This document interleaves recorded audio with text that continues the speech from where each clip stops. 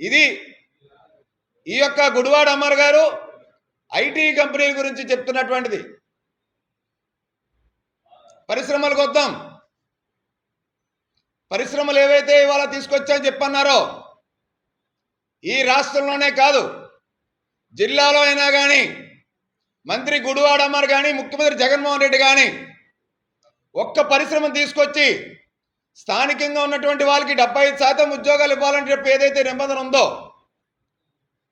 ఎక్కడైనా కానీ విశాఖ జిల్లాలో నేను మంత్రి గుడివాడ అమర్ వల్ల ఇక్కడ ఉద్యోగం నాకు లభించింది, ఈ పరిశ్రమ తీసుకొచ్చారు, అయితే ఉన్న పరిశ్రమల్లో ఉద్యోగం కల్పించారని చెప్పి గుడివాడ అమర్ చెప్పగలరా అని చెప్పి జనసేన పార్టీ బహిరంగ సవాల్ విసురుతా ఉంది.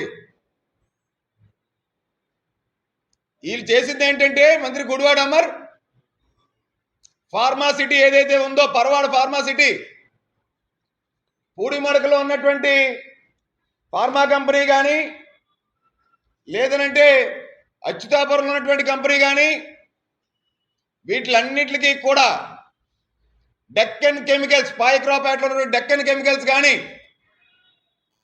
అలాగే నక్కపల్లిలో ఉన్న హెట్రో డ్రగ్స్ కానీ వీటిలన్నిటికీ కూడా విశాఖ జిల్లాలో ఉన్నటువంటి ఫార్మా కంపెనీలకి బొగ్గు సప్లై చేసేటువంటి కార్యక్రమం వ్యాపారం చేసుకున్నాడు ఈ గుడివాడ అమర్.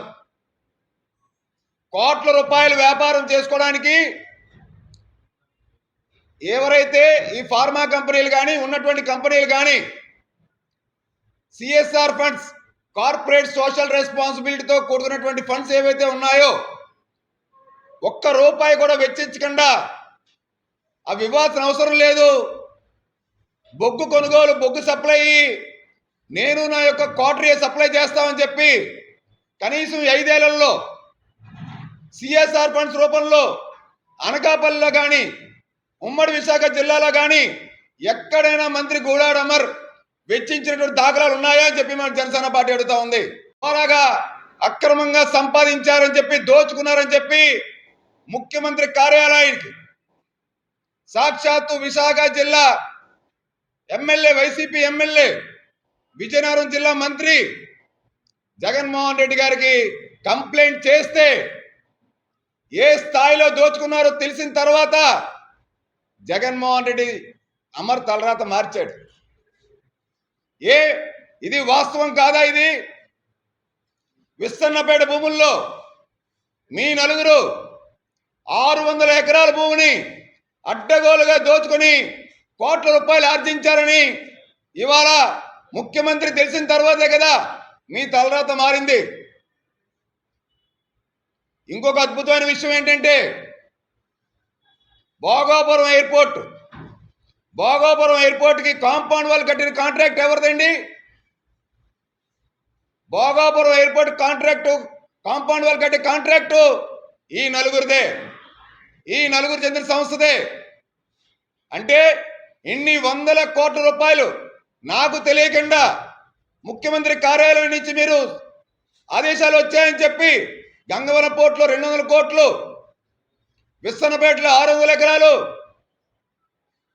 ఏదైతే ఇప్పుడు అక్కడ భోగాపురం దగ్గర కాంపౌండ్ వాల్ ఏదైతే కట్టే కాంట్రాక్ట్ ఏదైతే తీసుకున్నారో అక్కడ రైతుల నుంచి వాటి నుంచి మేము ఏమొచ్చినా మేము చూసుకుంటామని చెప్పి మభ్యపెట్టి కనీసం భోగాపురం వాసులకు కూడా కనీసం ఒక ఉద్యోగ అవకాశం కల్పించకుండా ఇన్ని 100 కోట్ల రూపాయలు అమర్ దోచుకున్నాడు అనేటువంటి విషయం పూర్తి స్థాయిలో సొంత పార్టీ ఎమ్మెల్యే, మంత్రి జగన్మోహన్ రెడ్డి ఫిర్యాదు చేస్తేనే ఇవాళ జగన్మోహన్ రెడ్డి అమర్ తలరాత మార్చాడు.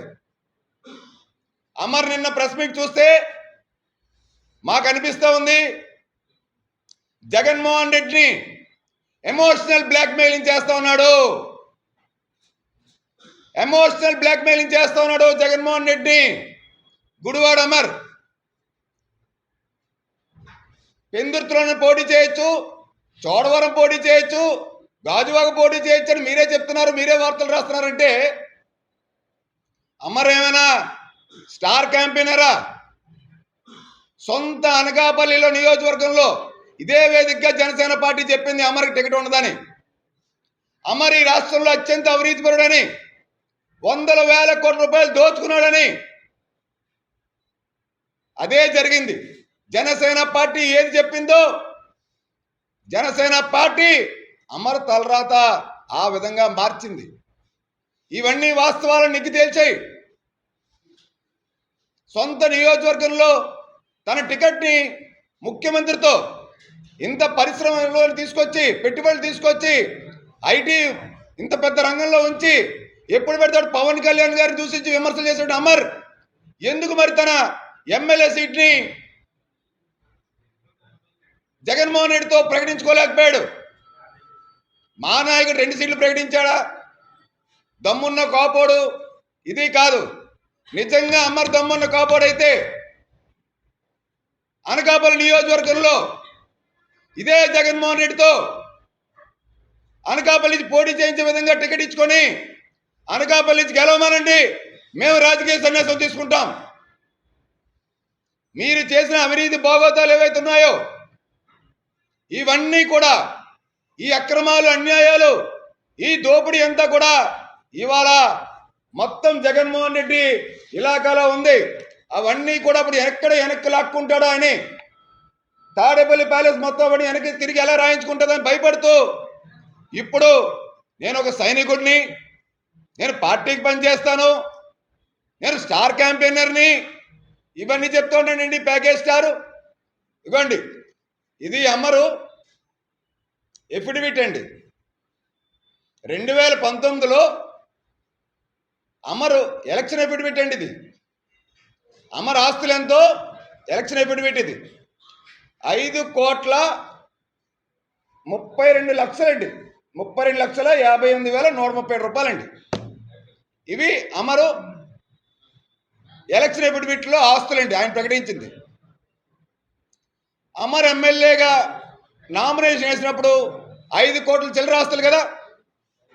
ఇప్పుడు అమర్ ఆస్తులు 500 కోట్ల రూపాయల పైగా ఉన్నాయి. 500 కోట్ల రూపాయల పైగా ఉన్నాయి.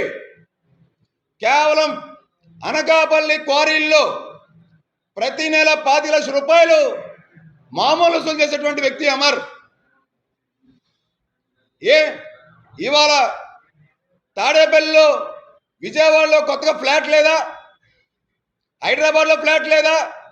ఇవాళ ఎక్కడికెక్కడ అమర్ అక్రమాస్తులు లేవా?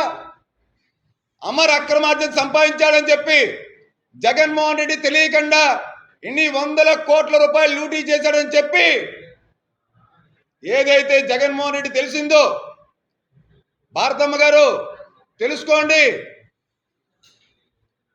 వాటాలు గంగవరం పోర్టులో జగన్మోహన్ రెడ్డి అమ్మేస్తే ఆ యొక్క స్క్రాప్, దాంట్లో వచ్చే స్క్రాప్ని మీ ప్యాకేజీ స్టార్ అమర్ అమ్మేసుకున్నాడు, దోచేసుకున్నాడు. మీ వాటాల సంగతి ఏదో తేల్చుకోండి. విస్తన్నపేట భూములు 100 కోట్ల రూపాయల అక్రమాలు. భారతమ్మ గారు, జగన్మోహన్ రెడ్డి గారు, మీ ప్యాకేజీ స్టార్ అమర్ చేసేటువంటి భాగవతం ఇది.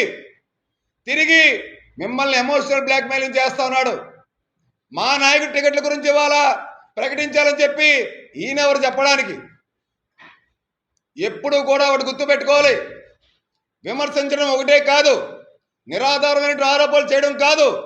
వాస్తవ రూపంలో అతి చిన్న వయసులో ఒక మంత్రి పదవి వచ్చి అవకాశం ఇచ్చినప్పుడు మన ప్రాంతానికి కానీ, మన ప్రజలకు కానీ, మన నియోజకవర్గంలో మనం నమ్ముకున్నటువంటి ఓటర్లకు కానీ, రాష్ట్రానికి కానీ మేలు చేస్తే చరిత్రలో మంచి స్థానం లభిస్తుంది.